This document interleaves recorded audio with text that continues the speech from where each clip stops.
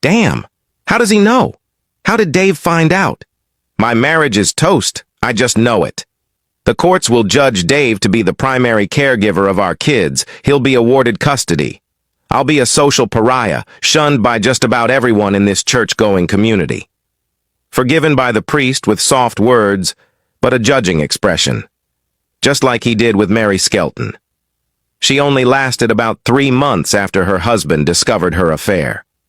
3 lonely months of being shunned by the rest of the community, despite what the priest had urged. This community really hates cheating spouses of both breeds.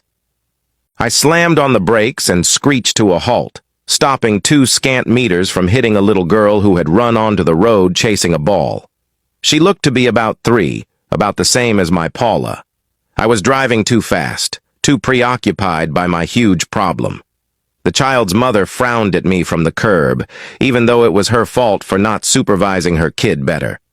I looked around and saw I was near the big park, 5 minutes from home. I suppressed my fears, drove with shaking hands another 200 meters, and pulled over before I hit someone in my distraction. How could Dave possibly think?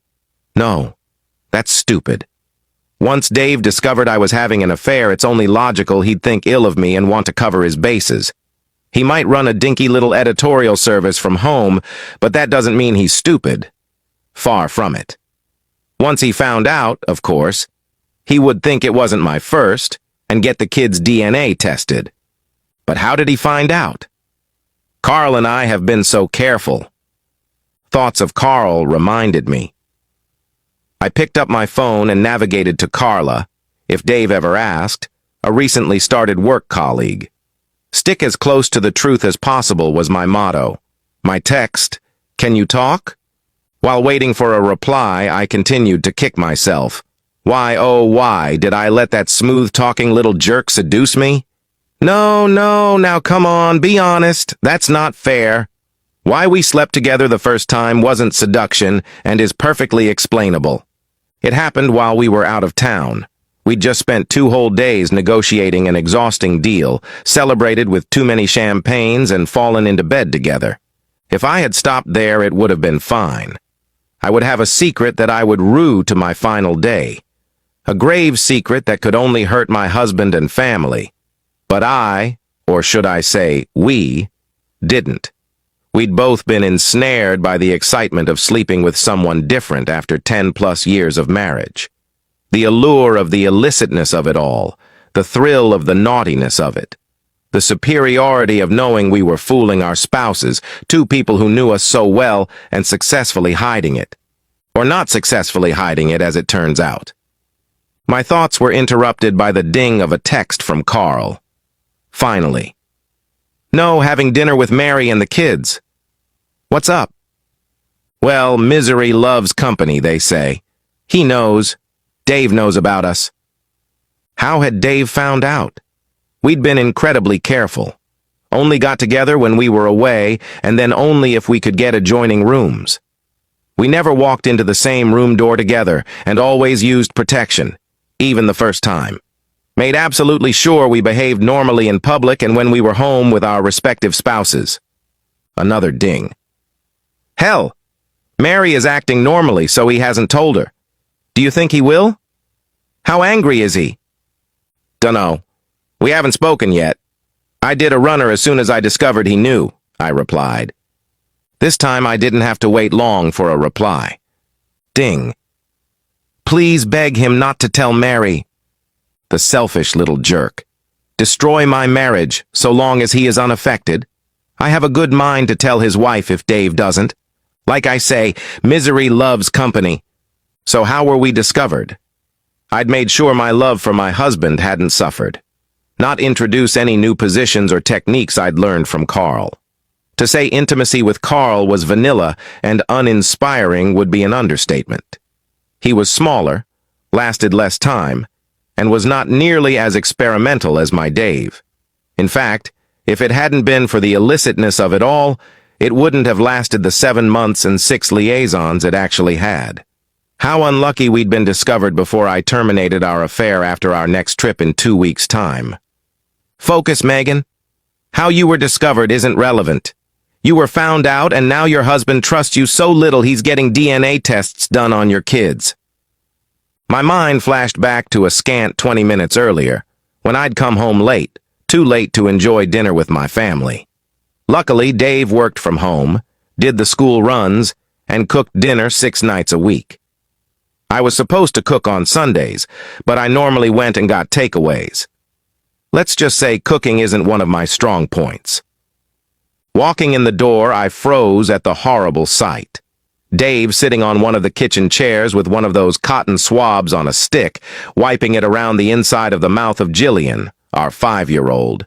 The open, sterilized packet sitting on the table. Peter, our 7-year-old, standing there also, either waiting his turn or having been done already.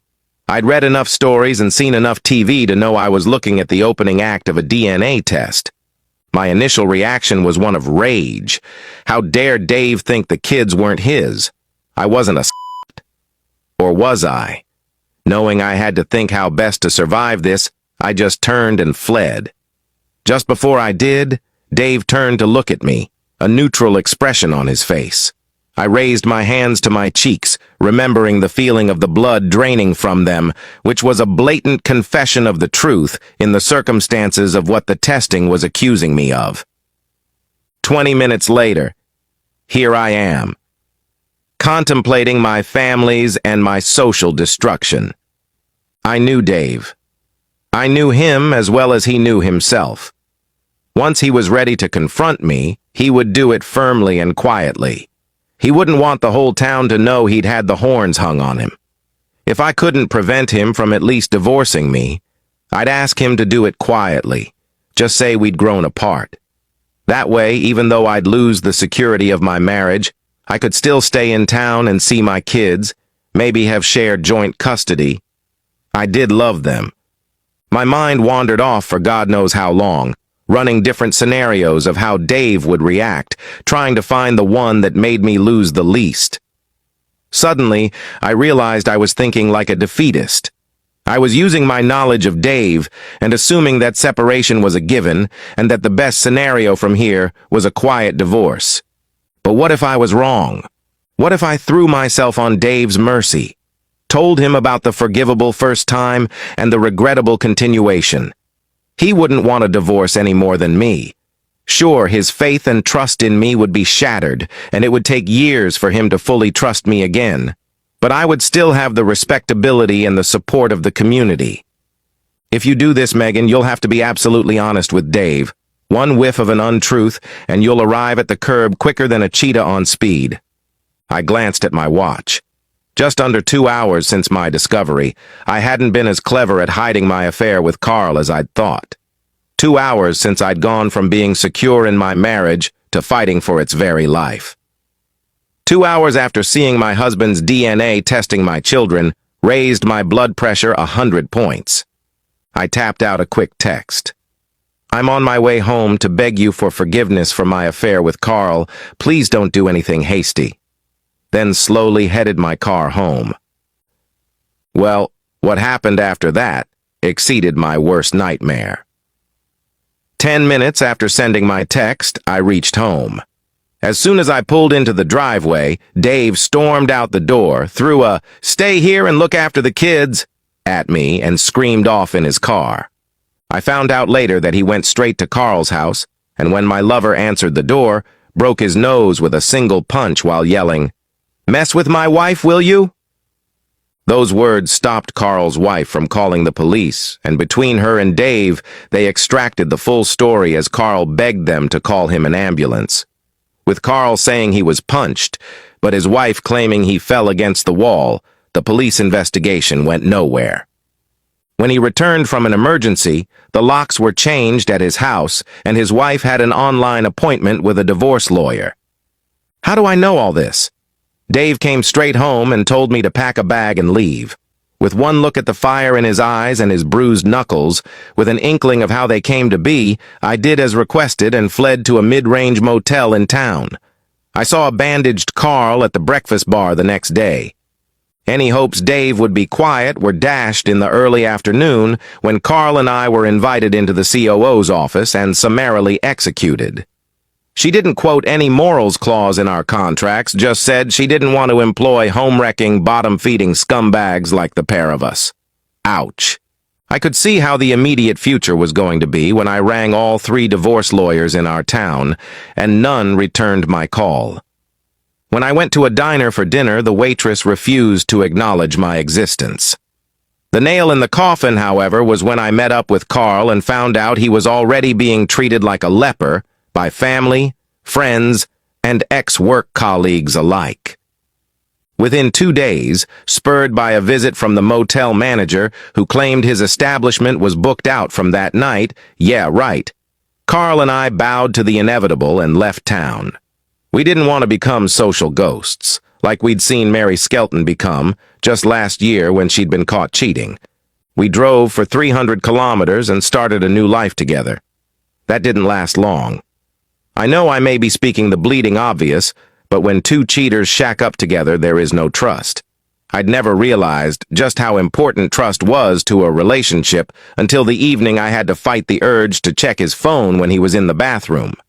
By the time I finally worked up the courage to ask Dave if I could come back to town to visit the kids one weekend, he and they had replaced me. He was a fine catch, and once he was free, the vultures, being all the attractive bachelorettes and widows, made their interest known. By the time I got organized, there was already a dainty set of shoes under Dave's bed. My kids had a stepsister and were already calling another woman Mum. Now, too old to start another family, all I can do is sit and contemplate the lonely life I have to look forward to. From the perspective of Dave, I lie here having glanced at the bedside clock, 11:05 p.m. The soft breathing of Ruth lying next to me reminds me of our sexual marathon of the last 2 hours. Intimacy with someone new after 10 years with the one woman was good. Damned good. We'd done some stuff that was borderline illegal. Yeah, life is good, if a little bizarre. One wife cheated on me, but before I could mourn the death of that marriage too much, I was being seduced by someone younger, better looking, and way more adventurous. The surreal last day of my old marriage still confuses the hell out of me. Maybe if I relive it in my head, for the 10,000th time, it may finally make sense. How did it go? On the final day of my marriage, Megan came home, walked into the house, and without saying a word, just turned and walked away again. I heard her car start up and drive away. I was busy for a few minutes longer, and by the time I rang Megan's cell, it was engaged. With no sign of her, I began the kids' bedtime routine, and they were quickly asleep. Not seeing their mother before they turned in, sadly, was a not unusual occurrence. I went into the kitchen and was just about to ring Megan again when the house phone rang. The display showed an unrecognized cell number. The next few minutes went something like this from memory. "Hello, David Brown speaking." Hello, Dave, it's Carl." I knew Carl, of course. He'd started working with my wife some time ago.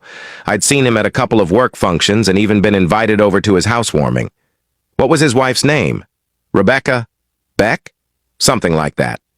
Very good-looking, nicely shaped, and a couple of years younger than Megan and I. Carl, on the other hand, I thought was a tosser. Arrogant, full of himself, and he looked down his nose at me. A legend in his own mind. The last person I wanted to talk to after a hard day. That's why my next words probably didn't come out as very friendly. "Yes, Carl, what can I do for you?"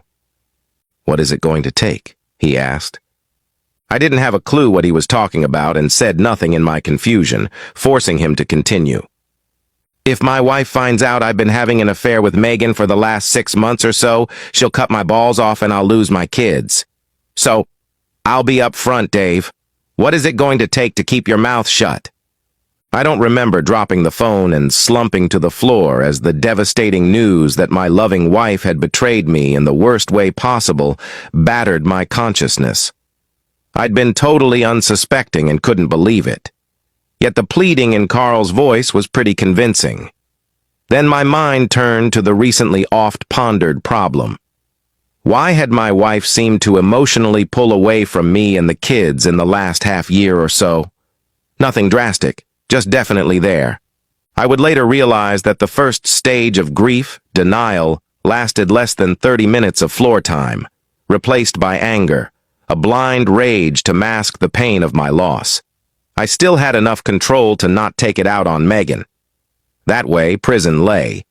Her lover was an entirely different thing, though.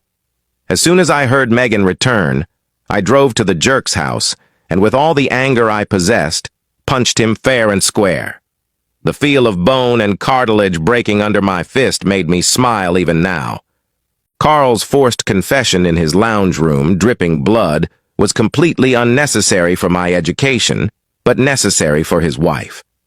The release of anger allowed me to return home and calmly tell Megan to bug off.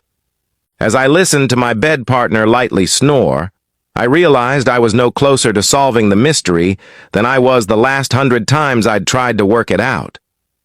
Why had Carl sown the seeds of his own marriage's destruction by confessing to me when I was clueless?